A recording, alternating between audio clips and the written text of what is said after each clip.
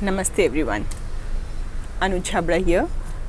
Today we are going to talk about this beautiful plant. I think, yeah, it's clear. So, this is known as lollipop plant. Why? Because the flowers, they look resemble more like a lollipop, and all the buds you can see here, they are just popping out these flowers from these breads. These are called as breads. So these are the all the small flowers popping up from here. So they grow in clusters. Very beautiful plant. It is available in red and one yellow color also. So even I have both the colors, but right now these are only blooming, so I am covering this. So very nice plant, needs a very well drained soil. So whenever you have to make a soil mix for that, you have to make equal quantities of soil, compost, sand and coco peat. So it's a when the well drained soil is ready, plant it and keep it in a place where indirect sunlight you get, because this plant does not like very harsh sunlight, and it's a perennial plant. Year after year it will be growing. The seeds will be there inside these, so they'll keep falling, new shoots keep coming, and sometimes many people they keep it indoors also, but make sure indoors wherever you have kept, they should get indirect sunlight. Otherwise foliage will be really good, but the flowering won't happen that profusely. If you see outside, if I have kept each and every branch, they are having a good flowering.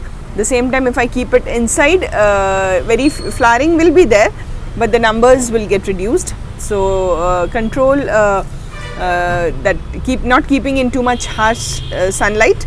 At the same time, this loves to have a moist soil, because if little the soil goes on a drier side, the leaves starts drooping. It's a clear indication that the flowers, you can say the plant is asking for water. So try keeping the soil little moist only. Otherwise, once it starts drooping, few leaves tend to fall. So don't let that happen. Make sure that the soil is moist. So when we are adding coco peat, that helps in keeping the soil moist, and when it's very easy to propagate. So initially, as I told you, that with the seeds you can grow, but yes, you can also grow this with the stem cutting. Wherever you can see the junctions are there, here the junction is there, or wherever the junctions, this generally other plants, whenever we do the propagation, we tell that the stem should be minimum pencil thickness, but in this the stem is really very delicate, but at the same time they can easily be propagated. So once you cut it anywhere little below the junction, you dip it in rooting hormone or cinnamon powder, or sometimes if you don't have anything, immediately also if you have put it in the soil, they start, you can say, see in this I have all these milk packets. I never throw them. So whenever I do pruning, or whenever I feel like propagating them, I just cut them and put it inside these potting mix. So I have not used any, you can say, the rooting hormone or cinnamon powder. Immediately after cutting, I have put them into this, and they are doing really good. So very hardy plant basically. Only it does not flower too much when excessive temperatures are there. It can be excessive heat or excessive cold temperature. So during that we have to just take little care of these plants. If you are staying in somewhere where it is the temperature goes below 15 to 10 degrees, so in that time you have to keep them inside during the night times or during early mornings. Similarly, during summer seasons, if too much harsh the sunny area where you stay, try keeping it indoors during those time, so that they are not exposed to the maximum sun rays. So otherwise hardy plant does not need much care. Normal care, the way we do to other plants, like once in a 10-15 days a handful of compost is good enough. And to all the flowering plant, what I personally do to my plants is, you can give liquid oil cake fertilizers or Jivamrita. So I feel they do the best, and once in 1.5 months also, if you make that oil cake fertilizer and Jivamrita to your plants. So I think that's more than enough, anything they need.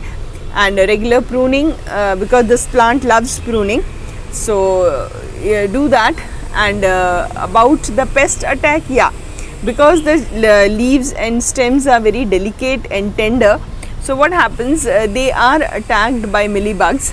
So make sure whenever the liquid fertilizers or anything whatever you are spraying, for a precautionary measure you can add neem oil, few drops of neem oil in that once in 15-20 days, so that they get a proper protection from any pest.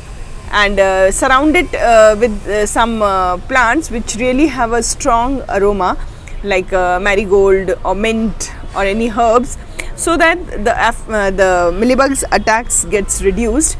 A nice plant, must have a plant in everyone's garden, and especially if you are planning for a, you can say, landscaping kind of a thing. Many plants this together at a stretch, either of the same color or alternatively with the red and yellow, they look really awesome. As long as maintenance is less, anyone wants to have them. The look is really beautiful, and especially when throughout the landscaping, if you have put it like a, you can say, a row of flowers, it's your choice, either single colors or a combination of two. They look really good. So have it in your garden, easily available. Try sourcing it nearby nurseries wherever you stay. So thank you very much for joining. Keep watching some new videos with new plants. Bye bye.